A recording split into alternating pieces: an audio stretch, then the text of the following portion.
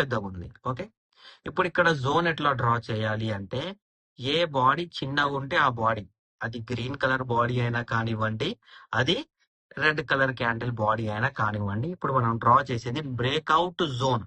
Okay, ఇది ఒక్క breakout. ఇప్పుడు బాడీకి మార్క్ చేసుకున్నాం. ఇప్పుడు రెడ్ కలర్ విక్ క్యాండిల్ అయితే చిన్నగా ఉంది కదా, అది మార్క్ చేసుకోవాలంటే కాదు. ఏ విక్? గ్రీన్ కలర్ విక్. ఓకేనా? ఇట్స్ కంప్లీట్లీ డిమాండ్ జోన్ కూడా, కంప్లీట్లీ సప్లై జోన్ కూడా. బ్రేక్ అయితే సప్లై జోను, బ్రేక్ కాకపోతే డిమాండ్ జోన్. ఓకే, ఇది వచ్చేసి ఇప్పుడు మనకేంటి, ఇది ఒక్క జోన్.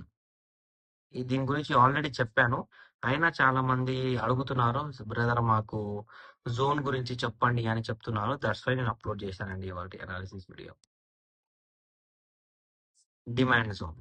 ఏం డిమాండ్ జోన్ ఇదంటే, అంటే it's a buying demand zone.